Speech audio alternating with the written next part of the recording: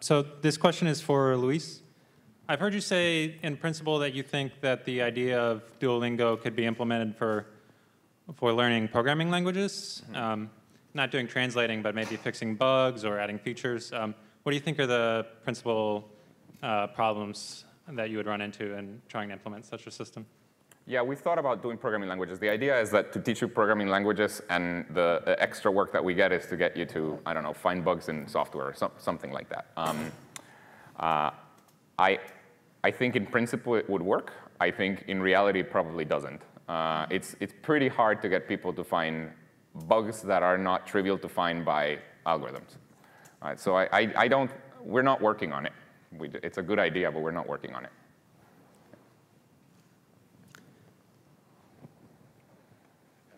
Hiroki Sayama from the SUNY Binghamton Northeastern. I'm still mind blown by the Duolingo stuff. But my question is actually for the crisis stuff. In the crisis situation, I think part of the factors that complicates things is the emotional issues, like fear or the anxiety, because the situation is very overwhelming. So I was wondering if there is any particular mechanisms or procedures to prevent the fear and other emotional factors from preventing the effective working of the crowdsourcing mechanism. That's you. I know. Well, I sort of know. I was hoping that you had an answer too. So one of the things about disasters are there actually, from the sociology of disaster, there are a lot of myths about mass chaos, panic, and fear that don't always play out in the literature. And in some recent studies, we do see sort of fear might change behavior a little bit, but for the most part, people actually act in a very reasonable way after disasters. And although we see sort of misinformation maybe playing into fear a little bit, it doesn't seem, it hasn't come up in our research when we're talking to people about in the moment fear. Afterwards, they reflect on the fact that the activities cause them emotional stress, and they might need some counseling, or they should have had counseling, or it was very hard to be participating in such an emotionally laden space and yet be separated from people because they're doing it online, where historically that might have been done person to person and they would have had more support. So those kinds of emotional impacts are something that we've seen a lot, but I haven't seen a lot of people talking about, oh, because of fear, people might do the wrong thing in the online space. But a lot of people in the online space aren't necessarily at the moment of fear because for the most part, they have a little bit more capacity than someone who's experiencing the disaster in the moment. Yep. I have a question for David Mendonça. Is there anything that Kate's crowd workers, the volunteers, could do that would help in the debris removal? Oh yeah, a couple of things. One is in re-estimating the nature and extent of the debris pile. This is not something that they do it, I don't do it, are particularly good at. And that's really supposed to be the main driver for initial resource allocation decisions. So it's possible to do something like that, how much of my house is destroyed or something. But then I think there might be opportunities to engage sort of the control side of things and assuring that the operations are being conducted appropriately. I'm sure that's bound to be a delicate issue. Meaning preventing fraud? No, meaning are the guys actually loading or are they drinking coffee? That's what I meant. Yeah. Fraud, you said. Oh, yeah. Hi, Simon from Princeton. About creating tools for responding to disaster or crisis, could the secret ingredient be that the fact that people already know how to use Twitter because it's a general purpose platform, and so if you're designing a tool specifically for crisis response, then nobody will be really prepared to use it. This is exactly the problem. So the tools that people turn to in these times are often ones that they're already familiar with, that also have the advantage of being robust and can scale up at that time. Twitter can definitely handle this onslaught of this convergence of behavior, whereas if I developed the tool and tested it with 500 people, it might not respond well when 500,000 converge. So absolutely. So it may be about shaping the development of existing platforms or new platforms to include features that might work well in emergency response. And I think Twitter's thinking about that. And they thought about that before they designed Twitter a little bit. I think emergency response informed some of their initial design. But other platforms are thinking about that as well. Yes, my name is Jason from Chicago. This is for Kate. The processes of creating crowd dynamics during a catastrophe are different from the long-term processes of rebuilding. And so I'm wondering if you've looked at or what your thoughts have been about the translation from in the moment or during the crisis organizing as it relates to the long-term informal organization. And that's another great question, and I have to admit I'm guilty of what a lot of my colleagues have been doing is focusing on that impact period for a couple of reasons, and one of them is it's easy to compartmentalize it and study it, and it's got an easy start and easy end. You can capture the data in 2 weeks and then start studying it. And there's been a lot less research on collective action in the long term, but there's definitely a need, and there's definitely a role for especially local communities. You lose sort of the mass convergence, so you lose the motivation from the distant crowd to participate once the media attention goes down, but that doesn't mean you lose the local crowd. And so there's a lot of opportunity for designing or for leveraging the crowd more in the long-term recovery. I have a question for Luis. If I remember correctly, you announced your idea about this Duolingo 3 years ago on a TED Talk. I was wondering if you have anything to tell us about your future project.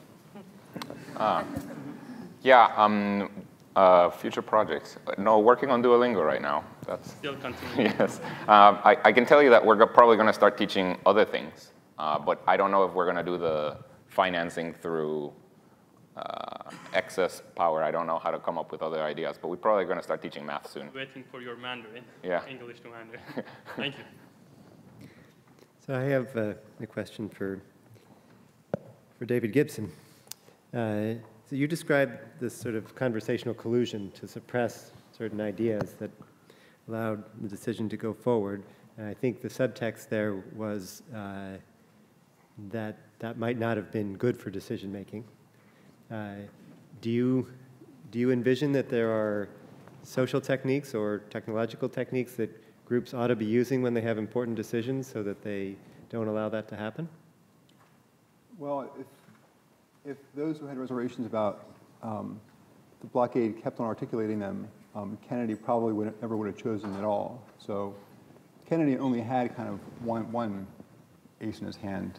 I'm probably supplying the poker metaphor, which was that Khrushchev didn't know that he knew, and he wanted to make some choice before Khrushchev found out. And so this collusion, this oppression gave him a way forward when there were really no good options whatsoever. So if it hadn't happened, he would have probably been paralyzed entirely.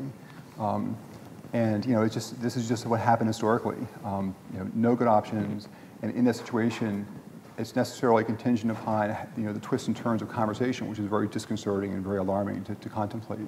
But I'm reluctant to say here's a practical implication because there were no good options to be found, but it happened to be that Khrushchev was losing his nerve and so therefore was willing to back down. But they didn't know that at the time. They were actually really surprised when Khrushchev popped up and said, here's the deal. We'll take a last question over here. And, yeah, go ahead, Jeff. Jeff Bigham, Carnegie Mellon. I'm going to start out directing a question at Kate and maybe work to David and Louis, maybe. Okay, so I'm wondering how we might prepare the crowd to do better during a crisis. And I'm wondering if there's some way that you could make it worth their while to do that. So potentially somehow connecting them to their local community and also preparing them for the eventual crisis that might happen. So one of the, this is my understanding of emergency response, and I am an expert, but we're all experts, and we realize that we have holes in our expertise, right? So I don't really consider myself an expert. But my understanding is that preparation for disaster is one of the hardest things to get people to do. People have a hard time imagining that they will be experiencing disaster. I don't know how many of you have an earthquake kit or the kit that you need for the disaster that you have, but I know that I live in Seattle, it's an earthquake area, and I'm very underprepared for what I should be, considering where I live. But it's hard to get them to prepare. So yes, it would be great if we could get, so FEMA now has a reporting app. The Red Cross has a reporting app. There's a lot of applications out there that, in theory, could be used during disasters, and very few people are going to adopt them because people don't prepare for disaster events. So, and it's a hard thing that emergency response is always worked on. So yes, there's an opportunity, but I think we'd have to figure out this question that hasn't been answered yet about how to get people to prepare. You might know about this as well. Maybe one persistent myth is that the information needs immediately post-disaster are known and kind of constant across disasters, and that would be number one on my hit list to fight. So if I were to offer advice on what to convey, it would be just convey what you think is important, as opposed to what you think others think is important. Let's thank our panel one more time.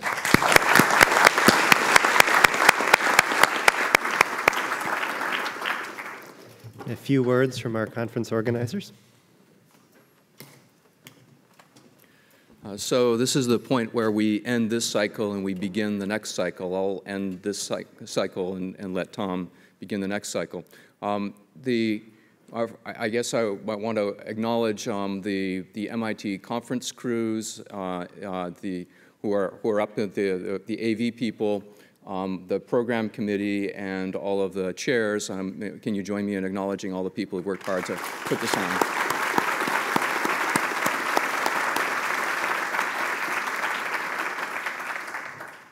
And I'm Tom Malone, the other co-chair along with Jeff, and it's my pleasure to announce the plans for Collective Intelligence 2015. I'm happy to announce that Scott Page from University of Michigan has agreed to be the conference chair for the next conference. He's currently in the process of assembling a team, program chairs, other people. If any of you are interested in volunteering to help with the next conference, please let Scott know.